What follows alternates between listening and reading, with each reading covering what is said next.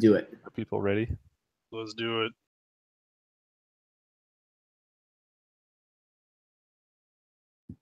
Let's do it live.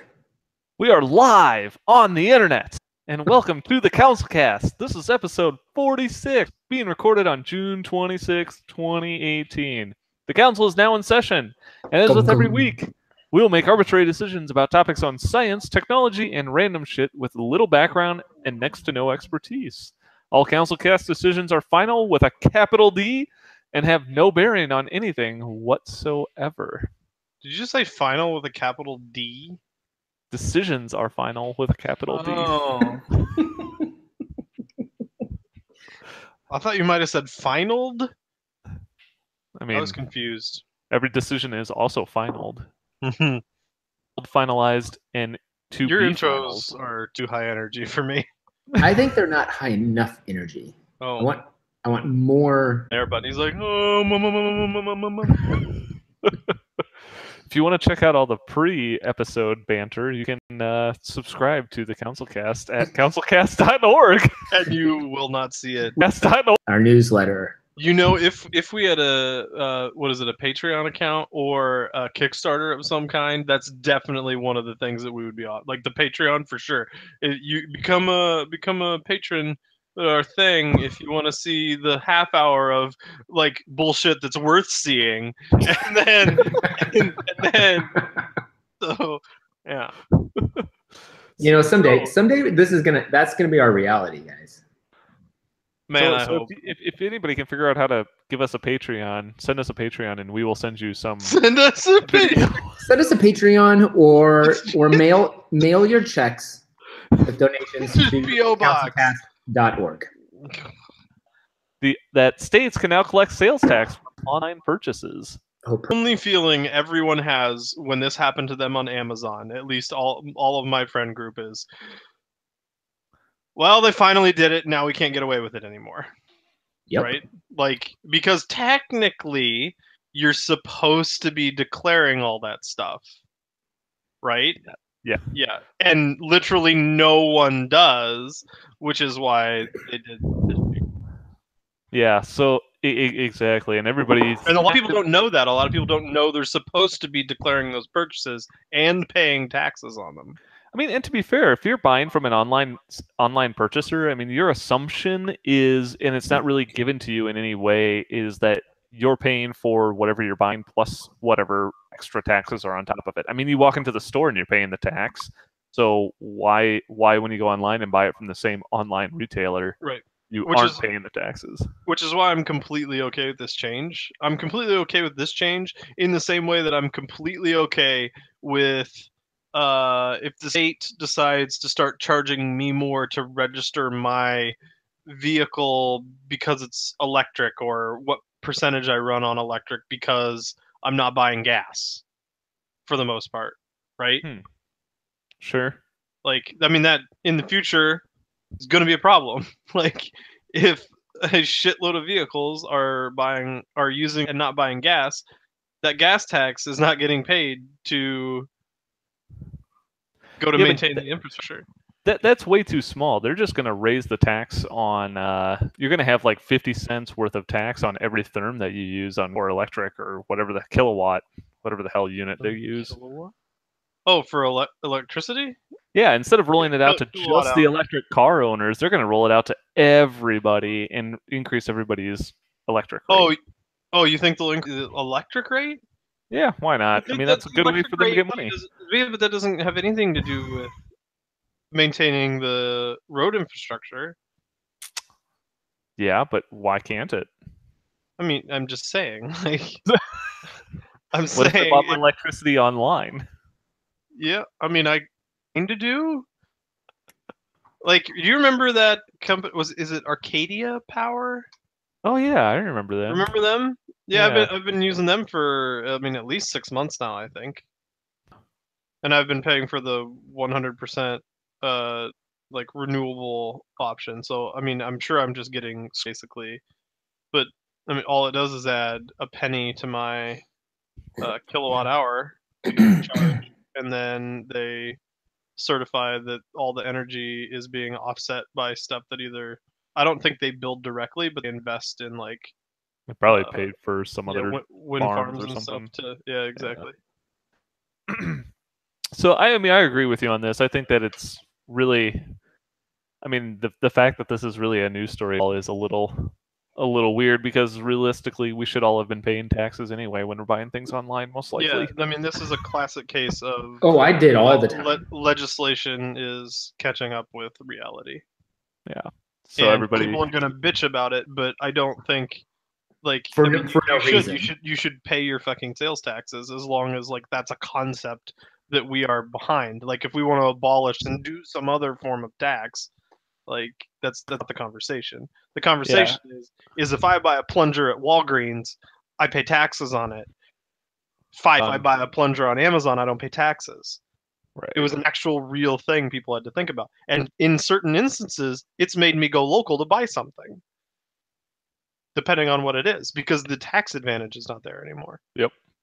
Yeah, I would agree, and I think the other half of it, and we've talked about kind of the impact to the individual consumer, but there is an impact to the individual businesses as well. And the biggest complaint that I've heard against this rule is that it hurts small businesses because if you, Matt, set up Matt's online purchasing shop, have to care. you now have to care because you have to pay taxes to every state that you sell in now as well. Yeah, so Matt's online shop has to use whatever their payment. Like, don't be setting up your own custom payment system. You have to use a middleman payment system that does it for you. Like, What does your shop sell? I mean, that's not important. Electricity. Count vibes. Do you have a storefront? Or just an online shop? I'm unclear. Are you selling vibrators? I or know, just me good too. feelings? Actually, I'm also confused. We're open to anything at this point. All right. Interesting. Okay. We do have a storefront, and it's not your traditional brick and mortar storefront. We are brick and mortar. We're mortar only, no brick. mortar. We'll get there. We'll figure it out. I like that. But I will come in and buy one of your good One vibe. vibes. One vibe, please. One vibe. No sales tax competition for providers to provide that type of service. I mean, I'm sure it existed already, but now littler guys are going to have to care about it, right? So yeah, I understand the complaint of like now they may have to fork out more cash to pay for a service that they just didn't have to pay for before. Like, yeah, but like big guys like people on like Etsy, like the Etsy's going to take care of that. Yeah. Yeah. Yeah, and to be fair, I mean, regardless of if it's Matt's online purchasing shop and it's online versus Matt's brick only less shop down the street. What if you're a brick only shop that sells mortar? Ooh. I mean, that's sure. It's not as fun as good taxes, though. So taxes, schmaxes. I was just saying that regardless of if you set up your shop online or you set your shop up in a brick-only store, that you are going to have to pay taxes. Granted, you're probably only going to have to pay taxes in the state that you sell in, but you still have to pay the taxes regardless. So how does that... I haven't been following this super closely, and I don't know the laws. So how does that work for, like, Amazon started collecting sales tax in Iowa, I don't know, what, a year ago maybe-ish? Yep. Do they in Minnesota? Yes, they do. How long has that been a thing? I don't, probably a couple of years. So is it they have to have a physical presence before that's a thing? Like, or is this like overriding that type of stuff? Like, if I set up my terrible, shitty online shop and I sell crocheted banana to somebody in Utah, do they have to pay? Sounds likely. Like I'm small enough that it doesn't matter, but from a legal perspective, once all this is in place, do they technically have to pay sales tax on that? Like, yeah. So the way that the laws are written previously to whenever this ruling goes into effect is that if as a online store, if you had a presence in the state that you were selling in, you had to collect a physical presence, an actual brick and mortar store. Which is why the warehouse states got boned. Exactly. So you had to pay taxes if you had a physical presence in that state, which is why Amazon started rolling it out to the states that all had warehouses. Now, you are selling in a state you don't have a physical presence, then you don't have to pay the taxes. And so about a year ago, Amazon actually started voluntarily collecting taxes from every state because they kind of anticipated this coming. Yeah. And so they started doing they it. actually rolled it out to every state? Yeah, at least I believe the majority of the states. So the one loop still exists that I've noticed is if you go to buy something on Amazon and you don't buy from Amazon, like And that it's on Amazon, but it's from a seller that isn't Amazon themselves. It's not shipped and sold by Amazon. Correct. If you're buying from a third party on tax or 7% or whatever it is. I'm pretty sure. I'm pretty sure that you would have to. Sure that this new law would require third-party sellers on Amazon to collect the taxes of the state that they are selling. So yeah, the people this is going to hurt most is what they're right about. It's going to hurt the really small guys. Yeah. Well, I think the impact is likely going to be mixed, because I think that the ruling could easily improve revenue in states that have taken a hit from online sales. Yes. Yeah. Even so, there's no doubt that this could hurt outfits that might lose a price advantage over heavyweights already paying sales tax. Or they just can't afford to do it, so they shut down entirely. It raises the barrier of entry for really small people. Like my example, like your example of me owning a little shop. I sell 15 units a year. But I mean, the argument the way is like, how much enforcement are they going to do? Like if I sell 100 units a year of like some self-published book, like I probably really don't have to care about collecting tax from those people. It's too small potatoes, right? Well, I am going to say I don't think that the CouncilCast is endorsing tax fraud in any way. No, but I'm not. I'm just have to collect taxes. All it's saying is that states can now write laws that enforce the taxes. Okay. So there are still possibilities that a particular state is not going to enforce it or write a law because they just don't see the need. It's going to be very state dependent. Having been a small, there are situations where you don't have to pay tax. You make, right? On a thing that's being, whose fault is it at that point? I don't know. This is the council, and I haven't read it. I'm pretty sure you're right, though, Silas. I'm pretty sure you as the seller are the one responsible for collecting that tax. If you as the buyer know that the seller did not, this is where it gets weird with tax law. I think because I'm obviously an expert. Is that if you as the buyer, not actually an expert, if you as a buyer purchase a product and you did not pay sales tax, you have a responsibility to record that on your taxes at the end of the year. Right, now, which literally no one knows. Right, which nobody knows and nobody does. But I think you're right. As the online seller, you should be collecting taxes and sending that off to the state that you were supposed to be paying those taxes into. Yeah. Right, that's why it's confusing, because as a buyer, nobody sees this, because if you go shop at a brick and mortar store, everybody takes care of it for you. And buying online, you don't know that, and that's why nobody does it. Well, you either don't know it or it's taken care of for you. Yeah. You don't know. Well, and PayPal, I think, is going to turn around and say, awesome, we have another way to make money, because they get to... Of course your middlemen are going to like it. They've got a bigger business case for the smaller shops now. Oh, yeah, absolutely. I like Matt's comment, though. I think it's going to increase some competition in that middle segment where there may be some people who are offering a free or some sort of reduced. It's going to force people to reduce those costs of those payment processors. Well, I mean, I'm going to start a payment process online business, so. All right. Matt, I would like to get started. AT&T has now taken the liberty upon them to release the first streaming service in a post-net neutrality world with zero phone line plan.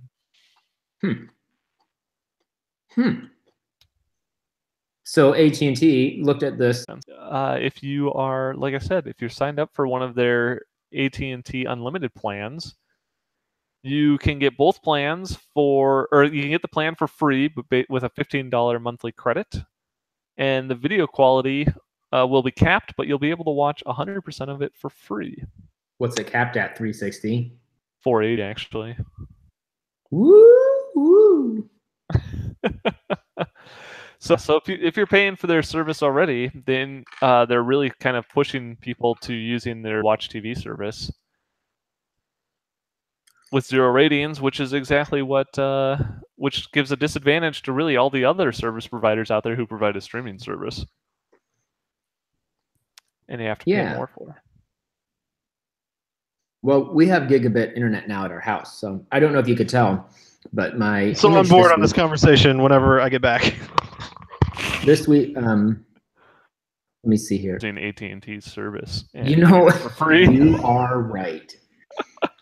Does AT&T broadcast 480, 460, does it broadcast TV? That ad is going to pop up, and then they're going to be the first hit, and then they're going to be the second hit because of some About Us page or something, and then people are going to click on it and they're going to go, well, I guess I should have AT&T because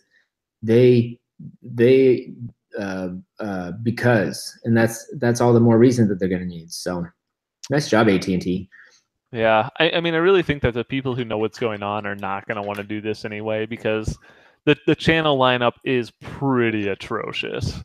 I mean, it includes Cartoon Network, CNN, TBS, TNT, and then you also get the Viacom channels of Comedy Central, VH1, and MTV2, but not MTV, apparently. It's too good for MTV. So, I mean, to be honest, I don't watch HBO, and I might sign up.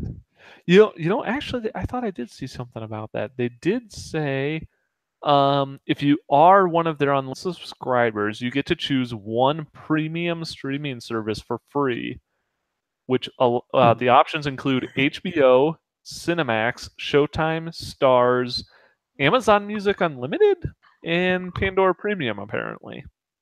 Why wouldn't you go for HBO? Why would you choose Pandora over HBO? I don't know. Why is that next to each other? Why do you want a pack of gum? On AT&T's mobile network. Okay. And they will give you a few channels for free. It's basically a $15 streaming service that you get for free if you are an AT&T customer. What does this have to do with net neutrality?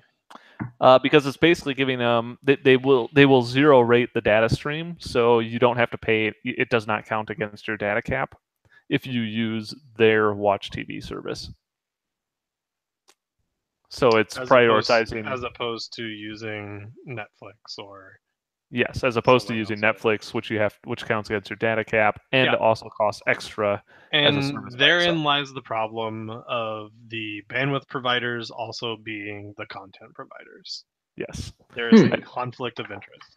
I think Silas said it the best, where AT&T looked at net neutrality being canceled and said, what's the worst thing we can do? Let's do that.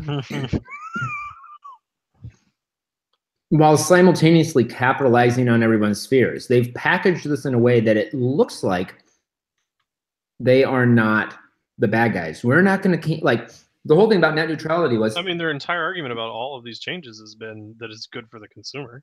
Right. I mean, everyone, during net neutrality arguments, people were concerned that it was going to get slowed down.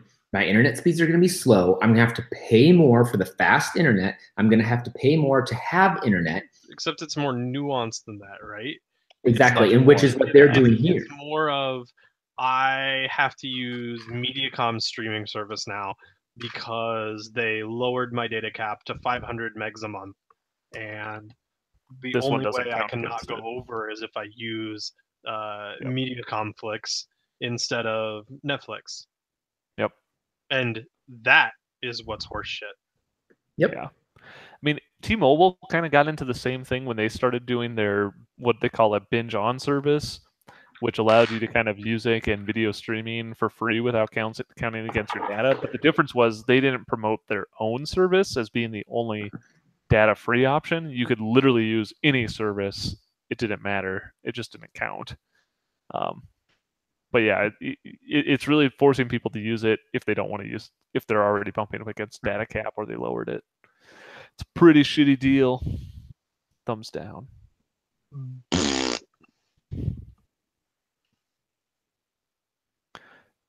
Thumbs down.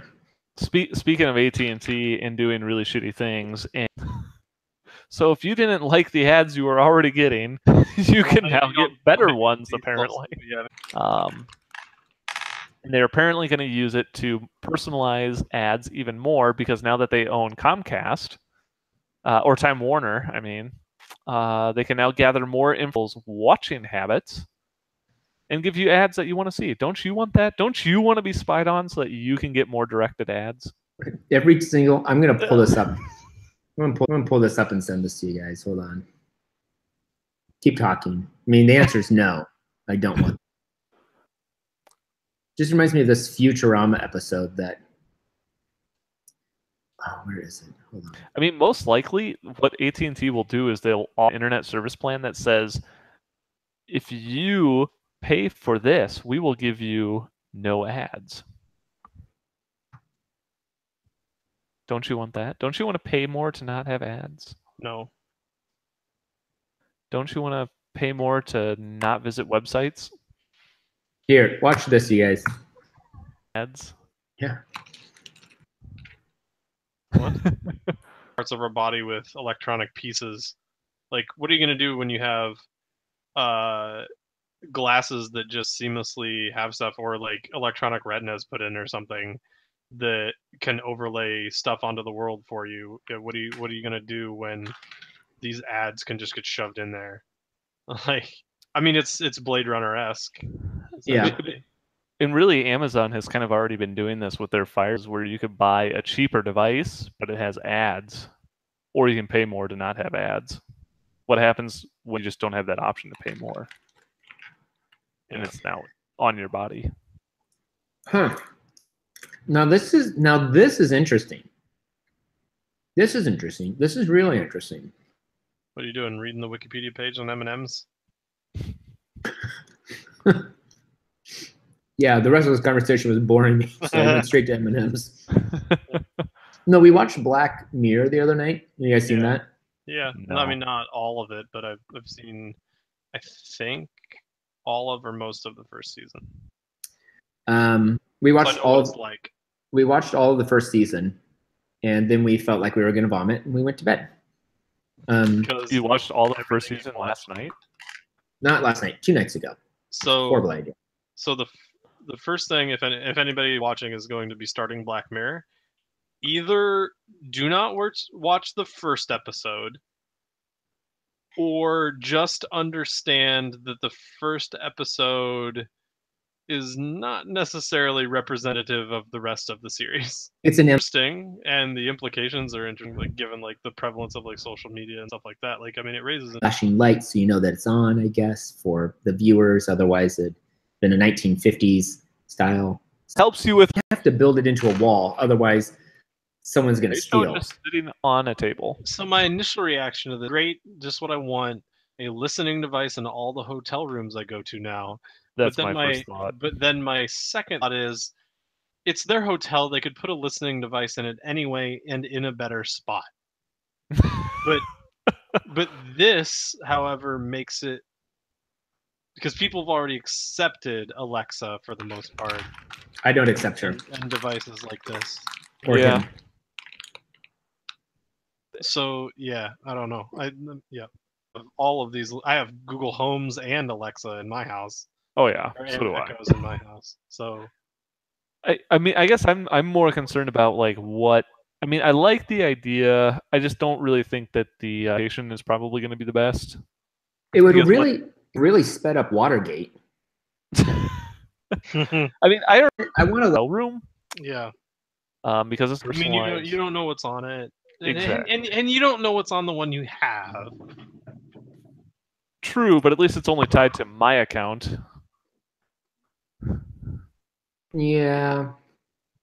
Instead of who knows whose account or whatever it is, that's the Alexa. So I'm pretty sure Matt's house just fell down. It might have. Katie's probably trying to move something by herself. All the viewers, you remember Katie? She was on one CouncilCast episode. And she was on one. So I don't know. I'm gonna give this. I'm gonna give it how I feel about this. I want to initially give it a thumbs down because why? But then I want to give it a thumbs up because it could be cool. It's like it could be cool. This Alexa is really cool, right? Yeah. Like once Alexa is like the computer and no phone and no light and no nothing, and you're just like, well, what the fuck am I supposed to do now? Yeah. Yep. And but they'll probably program it so that if you say that, Alexa will just be like, "Oh, you can ask me for help with that." Yeah, I'm kind of indifferent about it. I'm gonna give it a thumbs down. We'll see if any weird shit starts happening with them. There. I mean, it's Amazon, so I think they're probably going to be fairly tightly controlling devices. You know, they also probably own the hotels. No. It is Marriott, so is this going in just like next certain Marriotts or all Marriotts getting them? I don't think they really said. They just said that they're partnering, I think, with Marriott. Oh. I maybe all of them. I'm not sure. I mean, I wouldn't doubt it if next week we find out that Bezos just bought Marriott. So yeah, he's like, I need somewhere to sleep when I'm anywhere. Clothing for free if you're a Prime member. For free? Yeah. So they can just they will ship me clothes for free. Yes. Yep. That is actually exactly what they would do. But then they'll charge you if you hang on to it. If you don't return that's fine if I want to keep it, obviously. Yep. So they does the free returns on stuff, right? But it's not like this. It's not just, those pair of shoes look interesting. I'm going to order 2 pairs in 2 different sizes. Yep. And then if it's a pretty good way, I think, for Amazon to get people to buy more shit. Yep.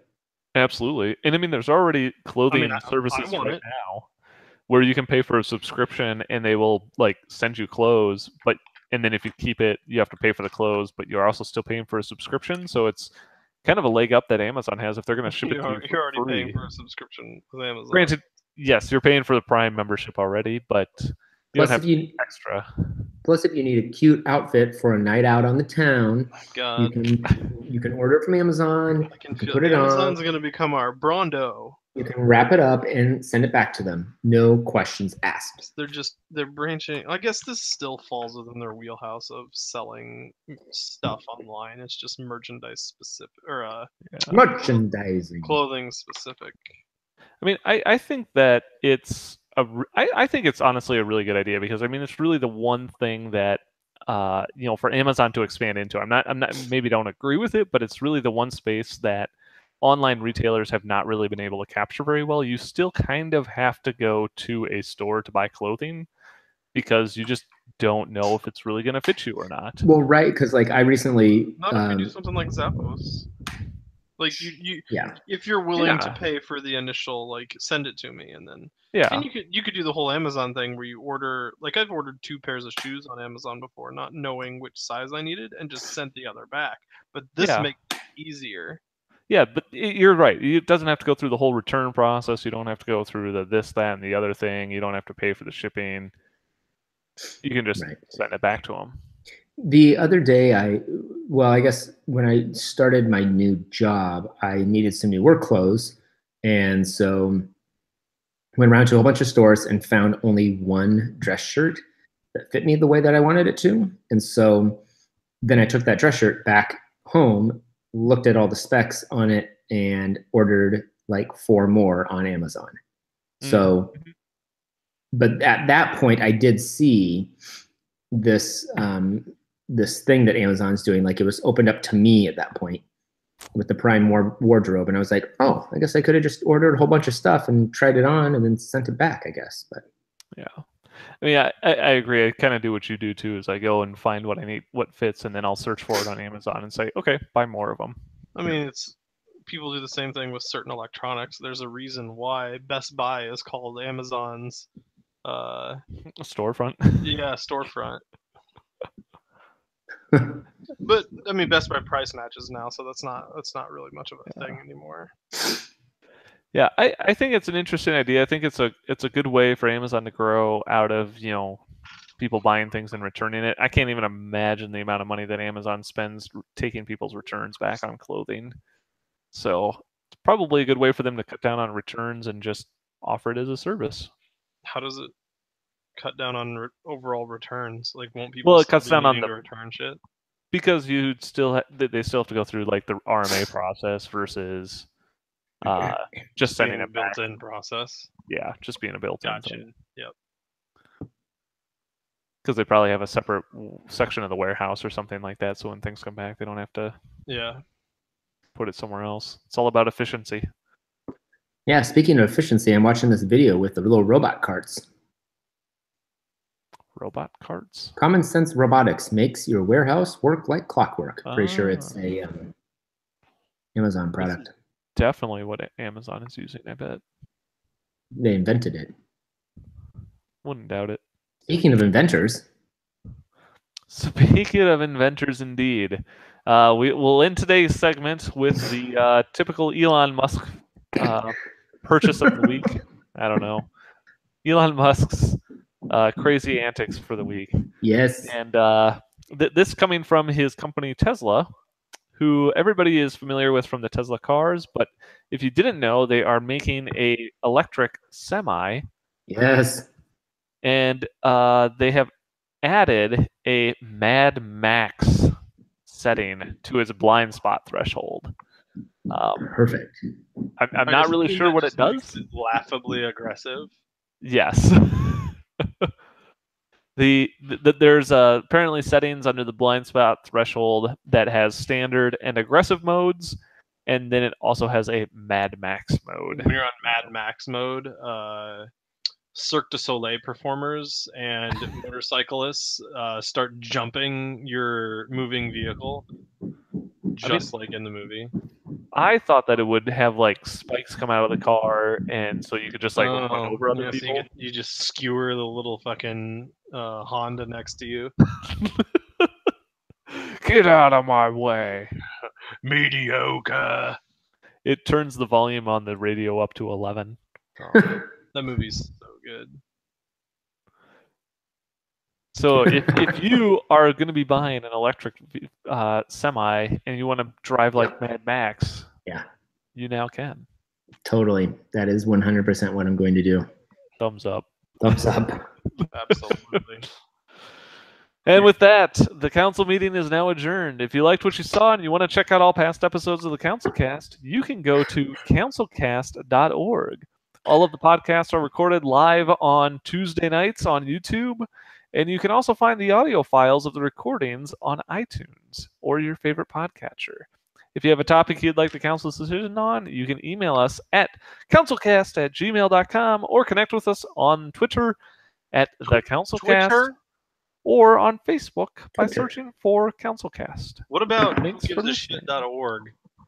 Oh man, my thing is giving me Pampers as a commercial right now. I thought that was an Amazon recommended product. Easy Hal. No way. Thanks for listening, and goodbye. Being.